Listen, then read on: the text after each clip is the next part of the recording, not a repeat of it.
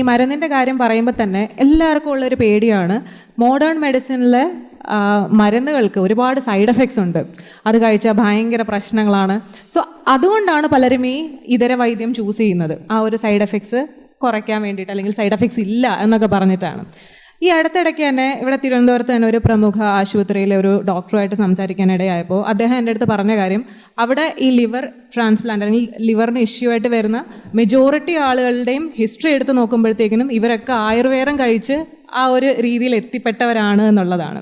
അപ്പോൾ എന്തുകൊണ്ടാണ് ഇത്തരത്തിൽ ആയുർവേദത്തിനും സൈഡ് എഫക്ട്സ് ഉണ്ട് എന്നുള്ളൊരു പിക്ചർ പൊതുജനത്തിന് പലപ്പോഴും കിട്ടാതെ പോകുന്നത്?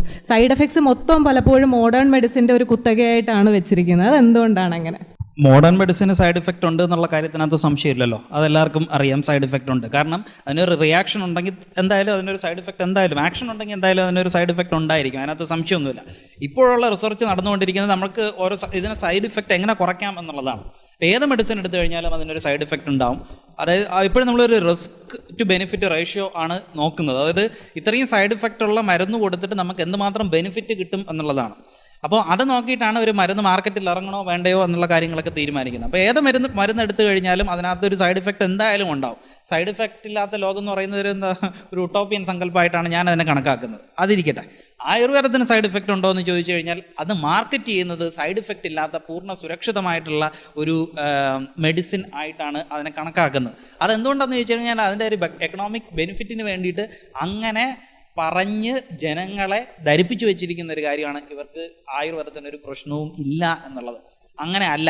ആയുർവേദത്തിനകത്ത് വളരെ ഡേഞ്ചറസ് ആയിട്ടുള്ള ഒരുപാട് മെഡിസിൻസ് ഉണ്ട്, ഒരുപാട് മോളിക്യൂൾസ് ഉണ്ട്. പല മോളിക്യൂൾസ് പോലും ലാർജ് ക്വാണ്ടിറ്റീസിൽ ഇൻജസ്റ്റ് ചെയ്ത് കഴിഞ്ഞാൽ ക്യാൻസർ ഉണ്ടാവാൻ കഴിവുള്ള മരുന്നുകൾ പോലും ഇതിനകത്തുണ്ട് എന്നുള്ളതാണ്. ഇപ്പം എങ്ങനെയാണ് ആയുർവേദത്തിൻ്റെ മരുന്നുകളുടെ ഒരു പ്രത്യേകത എന്ന് വെച്ചാൽ നിങ്ങൾക്ക് അറിയാം, ഹെർബൽ മെഡിസിൻസ്. ഇപ്പോൾ ആ ആയുർവേദം തന്നെ ആവണമെന്നില്ല. ഇപ്പം നാട്ടുവൈദ്യത്തിലുള്ള പച്ചമരുന്നുകളുടെ കാര്യം എടുത്തു കഴിഞ്ഞാൽ അങ്ങനെ തന്നെയാണ്. ഏതെങ്കിലും ഒരു ഔഷധ ചെടി എന്ന് പറയുന്ന ഒരു ചെടി കൊണ്ടുവരുന്നു, അതിനെ ചിലപ്പോൾ സമൂലമായിരിക്കാം മരുന്ന് ഉപയോഗിക്കാൻ വേണ്ടിയിട്ട് എടുക്കുന്നത്, അല്ലെങ്കിൽ ചിലപ്പോൾ അതിൻ്റെ തണ്ടോ വേരോ മറ്റൊക്കെ ഇലകളോ ഒക്കെ ആയിരിക്കാം ഔഷധ നിർമ്മാണത്തിന് വേണ്ടിയിട്ട് ഉപയോഗിക്കുന്നത്. എന്നിട്ട് അത് ഔഷധം ഉണ്ടാക്കിയതിന് ശേഷം അത് കഴിക്കുകയാണ്. അതിനൊരു ഒരു ഡോസ് ഉണ്ടാവും, ഡോസ് അനുസരിച്ചിട്ട് മരുന്ന് എടുക്കുകയാണ് ചെയ്യുന്നത്. അപ്പോഴുള്ള പ്രശ്നം എന്താണെന്ന് ചോദിച്ചു കഴിഞ്ഞാൽ, ഇത് ഒരു പ്ലാന്റിൽ നിന്നാണല്ലോ ഈ മരുന്നുണ്ടാക്കിയത്. ഒരു പ്ലാന്റിൽ എന്ന് പറഞ്ഞാൽ ലക്ഷക്കണക്കിന് കെമിക്കൽസ് ഉണ്ടാവും, ലക്ഷക്കണക്കിന് വിവിധ തരത്തിലുള്ള കെമിക്കൽസ് ഉണ്ടാവും. ഈ പ്ലാന്റിന് എന്തിനാണ് കെമിക്കൽസ് എന്ന് ചോദിച്ചു കഴിഞ്ഞാൽ, നിങ്ങളുടെ രോഗം മാറ്റാൻ വേണ്ടിയിട്ടല്ല പ്ലാന്റ് കെമിക്കൽസ് ഉണ്ടാക്കി വെച്ചിരിക്കുന്നത്. അതിന് പരിണാമപരമായിട്ട് അതിൻ്റെ സർവൈവലിറ്റിക്ക് വേണ്ടിയിട്ട് പരിണാമപരമായിട്ട് അതിന് ഡെവലപ്പ് ചെയ്ത് കിട്ടിയിട്ടുള്ള കെമിക്കൽസാണ്. അപ്പോൾ ഇതിനകത്ത് എത്ര കെമിക്കൽസ് ഉണ്ടെന്ന് ആർക്കെങ്കിലും അറിയോ? ഇപ്പോൾ നിങ്ങളൊരു പാരസെറ്റാമോൾ കഴിക്കുന്നു, പാരസെറ്റാമോൾ കഴിച്ചു കഴിഞ്ഞാൽ എത്ര കെമിക്കൽസ് നിങ്ങളുടെ ശരീരത്തിനകത്തേക്ക് എത്തും? പാരസെറ്റാമോൾ എന്ന് പറയുന്ന ഒരു മോളിക്യൂൾ എത്തും. പിന്നെ ഏത് മോളിക്യൂൾ എടുത്തു കഴിഞ്ഞാൽ വളരെ വളരെ ട്രേസ് എമൗണ്ട് എക്സിപിയൻസ് എന്ന് പറയുന്ന വളരെ ചെറിയ മോളിക്യൂൾസ് ഒക്കെ ഉണ്ടാകും. അത് ഏതെങ്കിലും 1, 2, 3 ടൈപ്പുകൾ ഉണ്ടാവും. അപ്പോൾ എത്ര മോളിക്യൂൾസ് നിങ്ങളുടെ ശരീരത്തിനകത്ത്, എത്ര ടൈപ്പ് മോളിക്യൂൾസ് നിങ്ങളുടെ ശരീരത്തിനകത്തേക്ക് പോയി? പാരസെറ്റാമോൾ കഴിക്കുമ്പോൾ ഒരു ടൈപ്പ് അകത്തേക്ക് പോയി. ഒരു ഹെർബൽ മെഡിസിൻ കഴിക്കുമ്പോൾ എത്ര മോളിക്യൂൾസ് ആയിരിക്കും നിങ്ങളുടെ ശരീരത്തിനകത്തേക്ക് പോകുന്നത്? ലക്ഷക്കണക്കിന് കെമിക്കൽസ് അകത്തേക്ക് പോകും. അപ്പോൾ പാരസെറ്റാമോൾ ഒരു ടൈപ്പ് മോളിക്യൂൾ അകത്തേക്ക് പോയി ഉണ്ടാക്കുന്ന ഇഫക്റ്റ് ആയിരിക്കുമോ കൂടുതൽ, 1,00,000 മോളിക്യൂൾ അകത്തേക്ക് പോയി ഉണ്ടാക്കുമ്പോഴുള്ള പ്രശ്നമായിരിക്കുമോ കൂടുതൽ എന്നുള്ളതാണ്.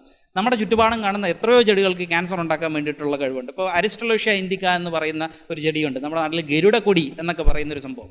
അത് ഉപയോഗിച്ച് കഴിഞ്ഞാൽ, അത് അരച്ചോ എങ്ങനെയെങ്കിലും നിങ്ങൾ കുടിച്ചു കഴിഞ്ഞാൽ അതിന് ട്യൂമർ ഉണ്ടാക്കാൻ വേണ്ടിയിട്ടുള്ള കേസുകളുണ്ട്. അത് ഇതുപോലുള്ള പല ഹെർബൽ മെഡിക്കൽ എക്സ്പേർട്ടുകളും ഈ മരുന്ന് വിറ്റ് പല രോഗികൾക്കും ക്യാൻസർ ഉണ്ടായതിനു ശേഷമാണ് ഇത് തിരിച്ചറിയുന്നത്. ഇതിനകത്ത് അരിസ്റ്റലോഷിക് ആസിഡ് എന്ന് പേരുള്ള ഒരു കെമിക്കൽ ഉണ്ടെന്നും അതിന് മനുഷ്യനിൽ ട്യൂമർ ഉണ്ടാക്കാൻ വേണ്ടിയിട്ടുള്ള കഴിവുണ്ടെന്നും മനസ്സിലാക്കുന്നത് ഇങ്ങനെയാണ്. ഇതുപോലെ ധാരാളമായിട്ടുള്ള എക്സാമ്പിൾസുകളുണ്ട്. ശരിയാണ്, ആ ഡോക്ടറിന് ഉണ്ടായ എക്സ്പീരിയൻസ് എന്ന് പറഞ്ഞാൽ കറക്റ്റ് തന്നെയാണ്. ഇവിടെ ഇതിനൊന്നും ഒരു പ്രശ്നവുമില്ല, ഇതെല്ലാം വളരെ സുരക്ഷിതമായിട്ടുള്ള ഔഷധങ്ങളാണ് എന്നുള്ള വ്യാജേന പറഞ്ഞ് പഠിപ്പിച്ച് ജനങ്ങളെ കൊണ്ട് ഇത് കഴിപ്പിക്കുമ്പോൾ സ്വാഭാവികമായിട്ട് ഇതുപോലുള്ള രോഗങ്ങൾ വരും. അപ്പോൾ ലിവർ തകർന്ന് ലിവറിൻ്റെ മാറ്റിവെക്കൽ ശസ്ത്രക്രിയയ്ക്ക് വേണ്ടിയിട്ട് ഒരു ഡോക്ടറിനെ സമീപിക്കുന്ന രോഗികൾക്ക് ഇതിൻ്റെ കാരണം ഇത് തന്നെയായിരിക്കും. എനിക്കതിനകത്ത് അത്ഭുതമൊന്നും തോന്നുന്നില്ല. പക്ഷേ ജനങ്ങൾ അത് മനസ്സിലാക്കേണ്ട സമയം അതിക്രമിച്ചു എന്നാണ് എനിക്ക് പറയാനുള്ളത്.